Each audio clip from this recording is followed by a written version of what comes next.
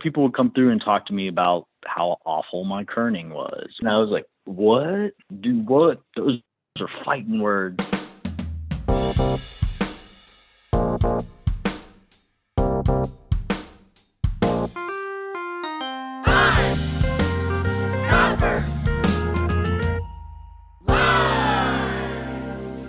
Hello, print friends, and welcome to the 38th episode of Pine Copper Lime, the internet's #1 printmaking podcast.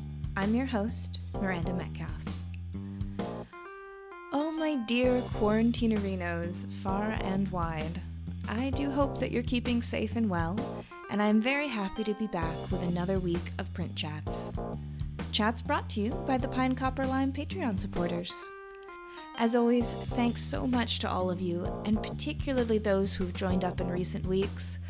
We are deep within the most uncertain of times, and your support means so much right now. And if by chance anyone out there listening has found themselves staring at their walls a little bit more than usual, and maybe even longing for some new art, pinecopperlime.com has a print gallery with a beautiful selection of artists from all over Southeast Asia. There's a link to our Patreon and our online print gallery in the show notes. Printmaking forever, shun the non-believers, join the party. At 1.8 meters. My guest this week is Martin Mazorra, a well-known and well-loved printmaker based in Brooklyn but originally from West Virginia, which, luckily for me, means he's blessed with a fantastic voice for radio. Martin makes stunning woodcuts, often paired with letterpress movable type, which he uses to create his own iconographic systems, which are as beautiful as they are darkly humorous. He is also exceptionally cool, which makes me feel a little bit like an awkward nerd from the AV Radio Club during our interview. So I'm sure you'll enjoy hearing that as well. This is another interview I recorded in the pre-corona world. So, at the end, you'll hear Martin list the exhibitions that he's looking forward to participating in and creating work for. And again, just like last week, I've left all of that in. I want us to remember that exhibitions are going to be rescheduled, galleries will open up again, the work we do will find its audience. We will meet again. And in the meantime, I hope these episodes help that distance feel a little smaller. So, sit back, relax, and prepare to be cool as a cucumber with Martin Mazorra. What do you mean that's not cool? That is totally a cool thing to say. That is what cool people say. Hi, Martin. How's it going? Hello, how are you? I'm doing well. Very good, very good. Well, I know you really sort of just by reputation and from seeing your work online and seeing representations of Cannonball Press at various conferences. I always like to ask my guests to introduce themselves a little bit and kind of just let people know who are unfamiliar the questions of who you are, where you are, and what you do. My name is Martin Mazorra. I am currently living and working in Brooklyn, New York. I have been making prints in New York and teaching printmaking in New York for over 20 years. I have a letterpress studio, a collection of wood type and antique letterpresses that I've collected and maintained for a number of years. I am a print-centric artist and specifically relief, woodcut and letterpress. I've been making everything from small business cards to large format mural size wheat pastes and sewn prints. I've done some sculpture from prints, both like inflatables and cardboard sculptures with wheat paste prints on the outside of it. Yeah, currently I'm working on a large format project of all new work for a show in Austin, Texas. I think that kind of sums it up. And so sort of all the different hats you wear, did you say you're like artist and teacher and letterpress conservator? Is that kind of meant the many different things that you do? Yeah, letterpress conservator. Yeah, I publish prints as well as Cannonball Press, so I function as a publisher.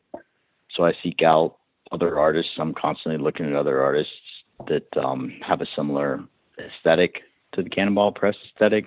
I produce a $20 black and white woodcut. That's been a kind of a staple or a cornerstone of a lot of the things that I do. Yeah, I mean, the letterpress enthusiast, conservator, advocate, general con man. Yeah. Well, where did you grow up, and what role did art play in that time in your life? I'm originally from West Virginia. I spent the first 21 years living in West Virginia. I studied art in middle school and in high school, and then went to the university and studied at the West Virginia University. I studied art. I never had much outside training other than the, bits of art classes I had in high school. And when I got to the university, I studied painting and drawing. I thought I wanted to be a painter. And I still really enjoy that. But I think that when I discovered print and I discovered the multiple and kind of the accessibility of it, also the history of the democratic history of it, that really spoke to me. And I think that it wasn't until, I would say it was probably about 4 or 5 years after I had those experiences, early on formative experiences, and I spent some time painting and working in New York as a printer, but also trying to promote myself as a painter, that I kind of really fell in love with the philosophy of making accessible and affordable art. And I think that a lot of that comes from, growing up in West Virginia and steeped in, kind of populist culture, but also at the time that I was growing up in like high school and junior high and high school and was making art in college too, we had like an all ages club that was there, and we had a lot of bands that would come through, and there was a kind of DIY aesthetic and ethos that became kind of formative with a lot of us. And I kind of carried that over into my art practice with the formation of Cannonball Press and that kind of model of doing it yourself and producing your own and your friends' work and putting it out there. So it was in college then you discovered printmaking? Did you just find a printmaking course and discover that you enjoyed it? The printmaking program at West Virginia University, now that I look back on it and learn a little bit more about it, there was always kind of a history of that university having a print program. When I was there, in terms of the 2D work that was going on there, I think that it was very progressive in what now I think people interdisciplinary, cross-disciplinary, but the sphere of influence of print kind of affected a lot of the making that was going on there. And the artists that were teaching in that were very informative. But then you also had the culture within the studio. And there were a lot of graduate students that were coming to study printmaking there. And they worked in the laboratory with the underclassmen. And so you had that kind of exchange that happens in a print studio. And that was also that social aspect of it. It spoke to me in the way I think that it does to a lot of people, especially when you are kind of socialized, having grown up and had that social shared experience of like listening to music with other people. You're comfortable kind of being in a room with other people doing, your own thing, sharing a common appreciation for what's going on around you. I feel like it was kind of a natural progression into that. And so, you had that shared experience, and it was also a very strong program at the time, as it is now. Mm-hmm. So it sounds like that West Virginia had a really, as you were saying, it has a really strong print program then as now, but you didn't necessarily know about that when you went to school there. It was something you discovered once you'd arrived and started to engage with it? Right. I went to West Virginia University. That was my only option. And I'm fortunate to have had that opportunity, and so once I got out, I went to graduate school at the American University in Washington, D.C., and I went there to study painting. And while I was there, I think I ended up working with the printmaker that was adjunct professor there, and spent time in the studio there. And I took course through consortium of schools at George Washington, and I studied printmaking there. And I think that was one of the things too, is that you walked into that environment and you had a shared experience and a shared understanding of a particular process. And I think that you had conversation that you could start with people too. So it's like you understood the process. This is how we do things here. How do you do things there? That kind of thing. And there were those moments to enter into it. And so when I came to New York and I needed work, I was very fortunate enough to have a visiting artist that was working on a lithograph with Andrew Mockler at Jungle Press here in New York. And she introduced me to Andrew. And I worked for him for 5 years. 4 or 5 years I worked for Andrew. And he was extremely generous with his time with me. I got to meet a lot of different artists in New York. So I saw a different side of the print world, like a professional side of it, and outside of an academic studio. I worked in that environment for a long time. And at that point, I think I was still making paintings and stuff, but it was a way of engaging with the community in New York. I also went, this was before I started Cannonball too. I went and, made prints in some of the open access print studios in Manhattan Graphics. I went there to access screen printing, which I had never done before. They didn't have that when I was in West Virginia. And so I was making most of the lithographs and etchings and stuff and relief prints, but I hadn't ever done screen printing. So I basically, took an introductory class and then just went there, would use the facility. I didn't have a studio either. So that became kind of my default place to go work. So where did letterpress come into your life, and how did it end up kind of taking over and now being such a big part of what you do and your ethos? I think that letterpress kind of came into it at the time that I was working for Jungle Press, around 99 or something like that. I was walking down West Broadway on a Saturday. I probably had gone into the shop to work on my own stuff or clean up from Friday when it was just, whatever.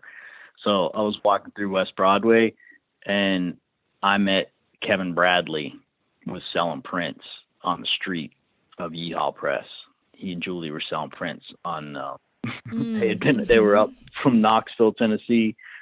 And so I'm walking down the street and, you see all that other stuff, man. And then all of a sudden you see that thing that's hand printed and you see that type and all the hand carved type that they were doing at the time and all the color. And it was artwork that people were making about stuff that I was into. They were making music posters and in those letter forms and all that stuff. And so then I saw that, and that really, I think that spoke to me in a way.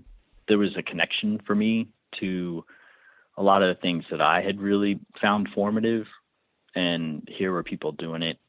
And it looked like they were having a good time doing it. It was graphic. I think that one of the things that, in thinking about forming Cannonball Press was that, at the time that I was doing that, people were trying to build web pages and stuff like that. And you would see, and, the color profile and the space, the amount of, the format was so small and so low res, and took forever to load. And I was like, man, if you just built that, if it was just black and white and it was really low, you know what I mean? And you could totally tell what it was big, bold graphics that would load so much faster, and you would totally get a what you see is what you're going to get kind of thing, Whereas subtle nuanced colored prints, it was kind of hard to tell. Because I worked on those, and I would see them online, or I'd see them printed, because then people still printed postcards and stuff, and you'd be like, man, I just didn't cut it. There was a lot at that time, too. So those cats, and then, Bill Fick was in New York at that time. Bill would have postcards, and he would do these mailings. And so you would get these postcards in the mail from Bill Fick, and I had them on my refrigerator for years, man. I got on his mailing list through SGC or something, and you would get those things in the mail. And that was always fun. So there's a lot of things like that. And then I think maybe a couple years after that, I bought those prints. I bought some prints from Julie and Kevin that I still have And it had to have been, because I have a big double aught, like it was like a calendar for, the new millennia. And then I started teaching, I think, at Parsons in the fall of 2000. And there was a letterpress at Parsons that was underneath this tarp, like the Frankenstein monster, kind of hanging out underneath there. Mm-hmm. And nobody was using it, right? But there was that Frankenstein monster hanging out. Right. And I had never touched one. I'd never fooled with it. And there was all the wood type that was there, but it was under lock and key, thank God, because, otherwise those kids would have all stole their initials out of it. I'm sure, yeah. And so, like, there were different people. There's this cat, John Ross, that wrote the complete printmaker. So John was there, and he was teaching a continuing education class. And every once in a while I'd be poking around in there, and I would see people making stuff on it. And so you kind of figured it out. I was like, okay, that's where that goes. That's where that goes. And then you go in and nobody was using it. You just dogpile some stuff until you figured it out, but I never really had anybody show me how to do it. I just kind of messed with it until I got it right. I didn't even really get it right. I think I just messed with it until I got some ink on paper, and I was like, I'm a letterpress printer. Yeah. Sorry, trained letterpress people of the world. But yeah, that was kind of the story with that. And that there was type in there, and it was fonted out in different sizes and different weights. And, I just started messing with it. And really, I had no typographical background, like none. You know what I mean? And there were graphic designers at that school, really competent type designers and book designers and layout designers that were teaching in that. And, people would come through and talk to me about how awful my kerning was, or, you know what I mean? And I was like, what? Dude, what? Those are fighting words. But no, it was, just a sponge at that point, And so you're like, all right, cool. I don't know what I'm doing. When I teach it now, I can see what everybody wants to do with that. Everybody wants to make alphabet soup when they first get on letterpress. And it's like, all right, let's just do that the first day. Now that you've done that, let's learn how to do this. What do you mean by alphabet soup? You just take a whole bunch of different letter forms from different sets of type. Oh. And I call that hillbilly teeth. It's just like mismatched, and there's no baseline. It's beautiful. But once you do that once, man, it's like, all right, there you go. Some people quit right there. They're like satisfied their whole thing, A lot of kids, all they want to do is learn how to screen print a T-shirt, man. It's like, show them how to screen print and then just move on. Yeah. Scratch that itch. Anyway, so you do that, and then you figure out how to do it better. I never had to. Luckily, I never had to do any kind of commercial work with it, because I would spend hours and hours doing those initial lockups, because I wasn't measuring anything. I mean, it's use your line gauges, kids. Yeah, but I wasn't measuring anything. I was just jamming shit in there to see if I could get it to print. And I mean, I did, but eventually, you wanted to do certain things, and by just, challenging yourself and the desire to do different stuff, I guess I figured it out a little bit more, Yeah. I still feel like there's so much it has a lot of rich possibility, and there's a resistance to it that I really find, and like a puzzle making curiosity that I find really interesting. So your interest in letter type and that process, was that when words sort of began to appear in your work or were introduced? Or were you playing with that balance between picture and text before this? I think that I had been introducing images with text a little bit before that. When I was working with Cannonball, my collaborator at the time, Mike Houston, he and I were both really interested in comics. I think more him than me. He had a deeper understanding of that. It became interesting to be able to pair stuff with text and have that layer of meaning incorporated into it. And I think that in terms of formative image making, I think that was always interested in, I guess, the codification of imagery and how the associations that people would have with particular images. And I think that being able to lay that extra layer inside of there it was interesting to me. I worked with a lot of abstract painters when I was in graduate school that were painting shapes, and then they would talk, Mm-hmm. philosophers like, okay, cool. I mean, I guess I get it. I probably don't get it. I definitely don't. I'm not gonna lie, I don't get it. That aspect of it, and it was really reductive at that point too. So you're like really reducing, and then there was a point where it just like you could put everything back in, and maybe overstep it. I think I was interested in a balance. So it's like I'm joking about the aesthetic of certain artists, but in some ways it's like when you found people that had that really beautiful balance in their work. That was Mm-hmm. what I think I wanted, and so maybe I will eventually figure it out, but I think being able to add type into it was a way of fulfilling certain things that I don't think that maybe the pictures weren't able to do. So it was like a balance between those things. Yeah. When you were talking about playing with the associations that people have with particular images, is that a bit how you kind of came to using an aesthetic that feels a bit vintage, or I've said called like almost Victorian, like you'll use these hands with cuffs and that kind of thing, and then you'll add words to it, and the play between the two feels old and new. They're there at the same time. Is that kind of how you came to it? Is because you just sort of like draw on that cachet of association that people already have? I think that I look to those, like I reference that stuff a lot. Of course, I mean, all of that Victorian like chromolithography and all that stuff is just gorgeous, man. It's just like it's beautiful stuff. And Valentine's, all those early, even the ones from mid-century were great. And the sentiment behind that, a picture and a little bit of text was always really wonderful. I don't know how or why. I mean, I think there's a directness to all that stuff, and Mm. and a vernacular to commercial printing that I really, at that particular point in time, that I think is really nice to be able to reference it. I think that I kind of arrived at that codification through an interest in associative imagery. There were these dream books that you could get at the deli to tell you what lottery numbers to pick. So like if you had a dream about a black dog, it meant that you should play a certain number. But they would also be able to tell you that like you were going to fall in and out of love, or you might step in a puddle or break your ankle or something. I don't know. You know what I mean? Like there was a delineation from associative imagery as well. I just thought that stuff was super fantastic.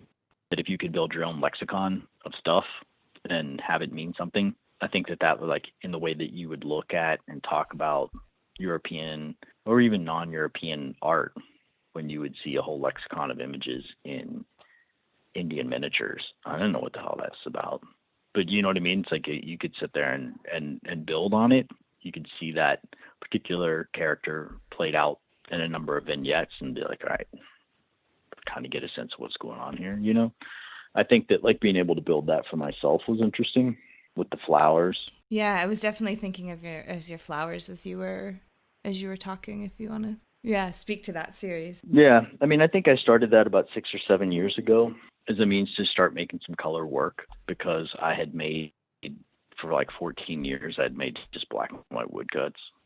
So just to start making pictures again in that way.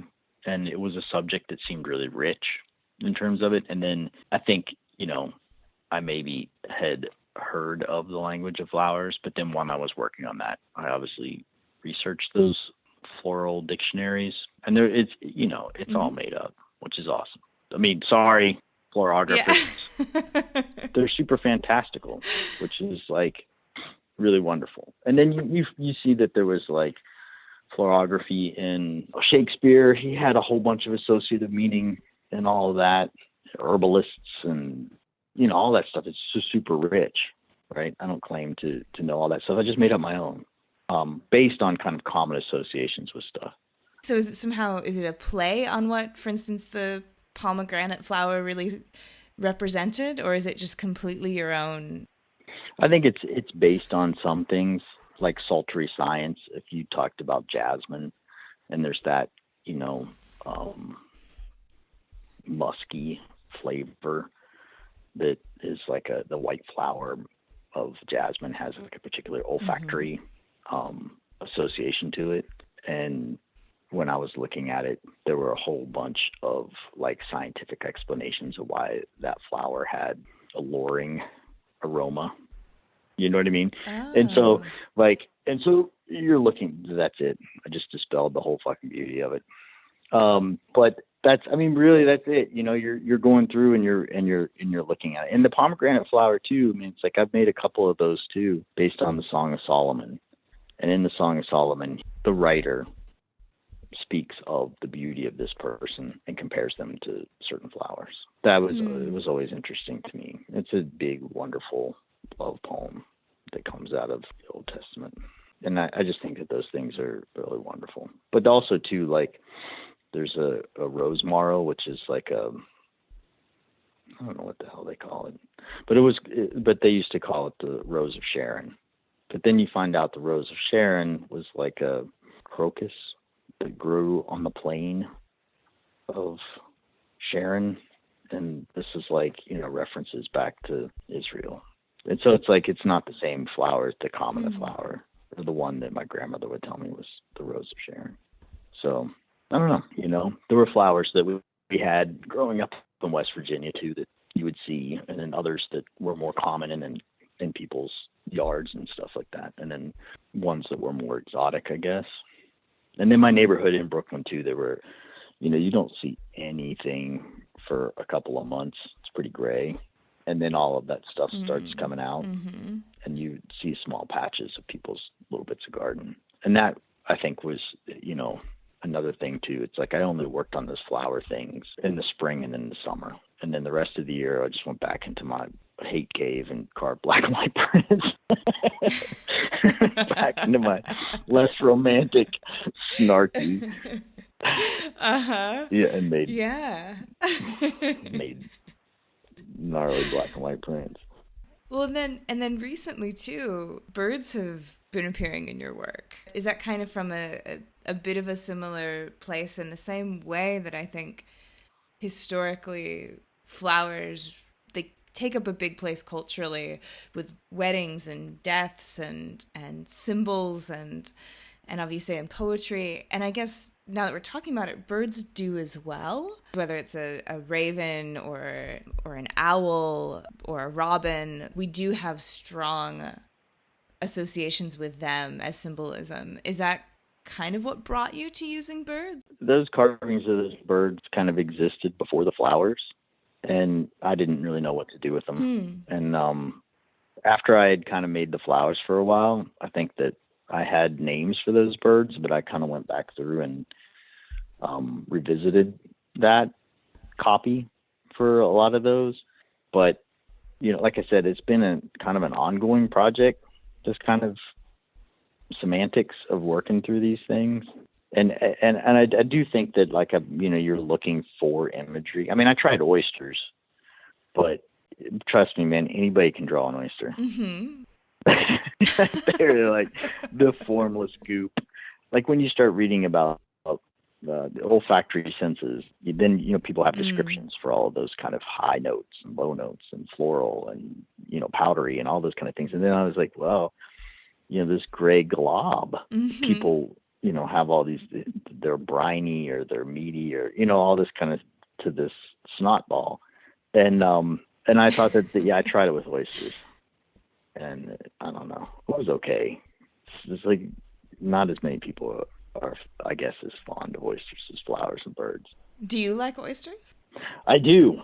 Okay. I like oysters. I've been known to go out of my way for them. I think too, I kind of got interested in it too because they started this Million Oyster Project, which is now a Billion Oyster Project here in the waterways around New York City, where they're reseeding oyster beds after Hurricane Sandy, and with the idea that those would purify the water and, I guess, prevent erosion in certain areas.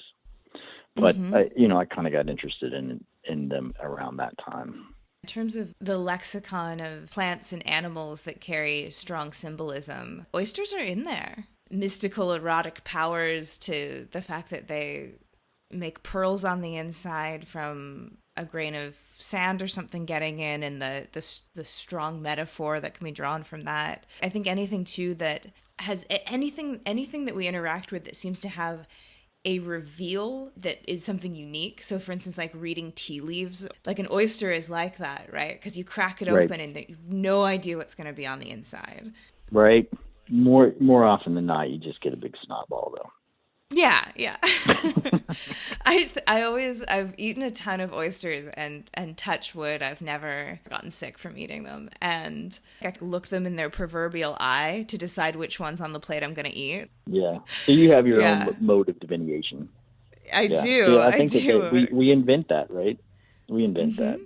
In terms of image making, I feel like that is interesting to me. And I think it's one of the reasons that I like to look at other people's images as well and engage with other artists in their work. Right. Yeah. And speaking of that, I definitely want to make sure we have time to chat a bit about Cannonball Press, because we've talked about it here and there throughout. Can you speak to it directly and how and when it got started, your motivations and what you do with it now? It started out as a means by which to print work by myself and my friends and to produce an affordable piece of artwork. And so conceptually, the idea was that all the work would be black and white, all of it would be the same size, and it would all be $20. So it would establish a value for the work of a lot of younger artists that I was working with at the time. And I was working on a lot of different projects at the time too. I was also working at the time that I started Cannonball with my friend Mike Houston and David Ellis on this project called the Barnstormers, where we were painting and doing mural painting and stuff like that, time-lapse painting. And the print project kind of started out of that, and we made some prints with David, and we made some prints with Mike and I. We started making prints with just different people that were around us. And, then you would have this ready-made group show, right? So now you have all this work. It all looks the same, kind of in the same spirit, because it's all unified with that cohesive kind of aesthetic. And you had like a ready-made group show that you could show multiple times. And then if you did sell something, you still had work that was stacked in your closet or under the bed or whatever it was. And you drug it out and you could put on another one. And then as we were working collaboratively with other people to make the work, Mike and I started making collaborative work together. So we started making collages from our woodcuts. So you had this kind of drawing that would happen after you made the initial drawing and carving and printing of the prints. And that became interesting. So the prints had this other life as well. So the prints always kind of were at the basis of this, but it was also kind of like the social situation that prints provided you to interact with other artists and to have the support from other artists and to be able to go to other studios and say, we're here to make prints, or we're here to show our prints, and we're here to show prints of other people. So it wasn't necessarily a collective, because it was much more dogmatic than that, about like nobody was ever going to change the model, but people could participate in it by making the cuts, and then we would, take it out and show it. And for about 12 years, it started out much slower. And then, for about 6-7 years, we were doing collaborative projects. We worked with David Crute in the city, but then we also went to South Africa and made a big project that we did for down there. Yep. Made a 66-foot long parade snake that was covered in 1,500 woodcuts. Oh my gosh. And we worked all summer to print. We solicited artists to send us scales, like a 10 by 10 inch square block of an endangered sub-Saharan African species. And so all of those got printed, sewn together, and then flown to South Africa, and we marched around a music festival. There were projects like that.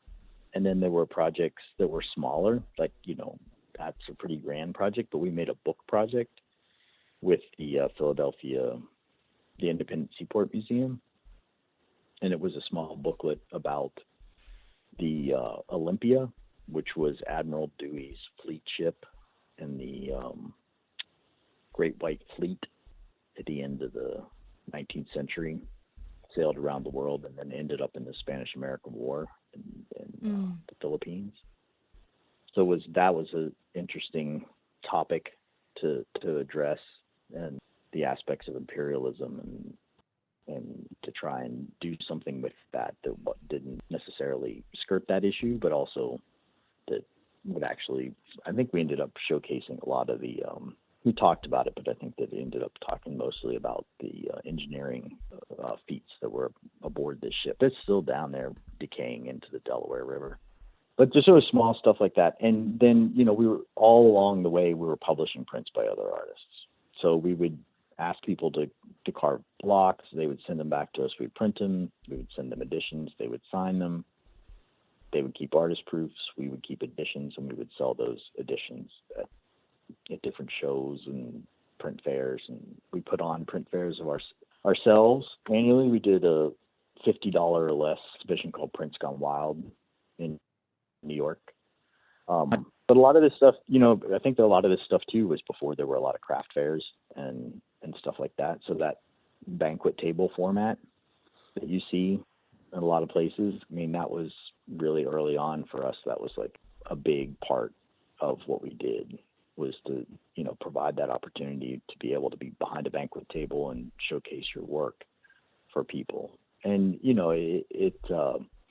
it ran its course in terms of being able to do that. And then the collaborative work changed, and I've been still publishing and still producing work as Cannonball. And this latest show that I'm doing now is kind of an iteration in the spirit of Cannonball. So I kind of, after the birds and after the flowers, I just made, the past 6 months I've been making black and white letterpress and woodcut prints on fabric. And I'm doing a whole show based on signage. So that kind of outward signage that you'll see when you're driving down the road for somebody's business or service, and then I'm putting a kind of a twist on, like a more psychological twist on all of those that are more reflective. So I have like a relationship salvage yard, both foreign and domestic. You can pick and pull your own parts. So yeah, stuff like that. Death grip antiques for your hard to let go of items. So there's a whole bunch of them that are like that. So I'm really looking forward to this. And so I've written a bunch of copy for that, and I've typeset all those. And I'm going to be putting that on as kind of a Cannonball press show. And there'll be some $20 affordable flat stock as a component of it. And then these big, goofy banners. Yeah, it's just, that's the current iteration of it. Mm-hmm. And so when you're saying signs, I'm picturing kind of like that really historical hand-painted sign kind of a feel. Is that kind of in that spirit? It's kind of, yeah. I mean, it's basically some real journeyman, flat-footed typeset stuff. Trying to get I'm not, like, I love that hand-painted sign imagery. There's some hand-carved typography in it as well. But several of the pieces are just giant lists printed with 6-inch letters. So there's like an 8 by 12-foot wall that's just 6-inch letters. That's like the list of all the studio. Just recently moved my studio from Brooklyn about 3 years ago. Moved the studio from Brooklyn to a spot, undisclosed location in Connecticut, that I call the Ham and Acid Hideout. Okay. And my only companions out there are a gaggle of wild turkeys that come to visit. But anyway, on the way from the highway to the studio, there's just all that stuff that you see every single time. So it's like those things that you would normally, before Google Maps, you would kind of have to use landmarks to navigate. And so this is just a list of all the landmarks that I would use to navigate to get to the studio. It's like so far past the ice place and the, place where you get the good fried clams and the soft serve. That's where they hit. So in theory, though, someone could use it to find your undisclosed location, though, then, yeah? They could. You'd have to read it, though. Yeah. Yeah, they could. They could. They could find me in my undisclosed location. Yeah, you and the turkeys. Yeah. Yeah. Yeah, you look for that gaggle of turkeys. You'll find me. Just hanging out. Yeah, it's good. It's good not to be alone, too much. Because you start talking to them, and then that's really. Yeah. Well, aren't they like, they can be a little dangerous, right? I guess. Yeah. I guess. Yeah, we kind of have a Tarzan relationship, Mm. me and the turkeys. Okay. I go out and call to them, and they're really goofy. Yeah. Yeah. Yeah.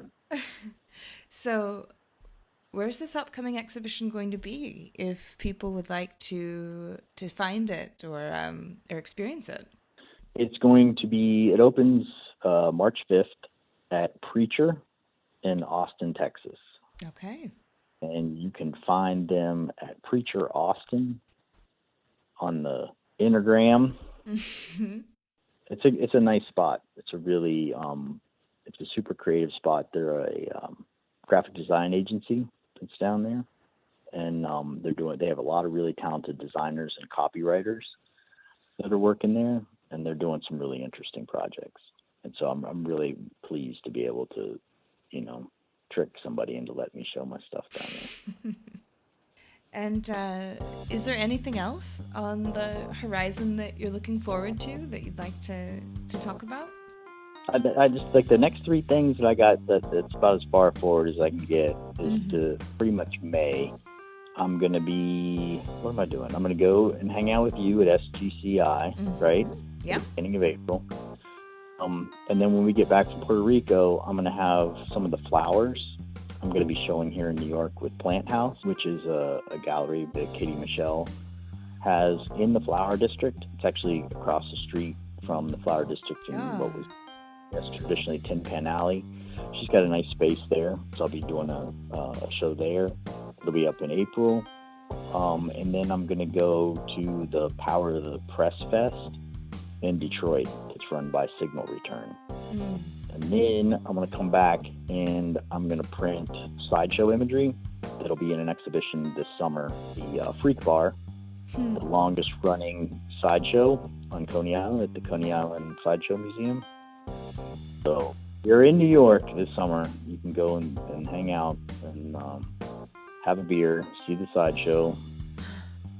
And then I'm going to probably go fishing for the rest of the summer. I think that's probably going to be about it for me. And if I get to that point by Memorial Day weekend, I think I'm just going to, check out for a few months and fish and hang out with the turkeys.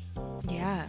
That sounds like a good way to close up a summer. Top off with the sideshow and then go hang out with the turkeys. Right? Yeah. In the undisclosed location. In your undisclosed, but maybe if somebody really wanted to disclose it, they have to go see your show in Austin location. Right. Yeah. Exactly. I think there's probably some geo tracking you could do from my photos or something. Yeah, I'm sure. People, if people were very, very keen. So if they wanted to get more clues about how to find you, how can they follow you online and right. Ping your photos and that kind of right. thing? I got a presence on the Instagrammer. It's M Mazorra, and then there's Cannonball Press, and I got cannonballpress.com and martinmazorra.net. All right. So those would be the that's it. I'll definitely put links in the show notes to those so people can start their tracking. And other than that, I want to thank you for joining me for an hour to chat about all the things, including turkeys and sideshows and oysters. It's been real fun. Yeah, it was a good time.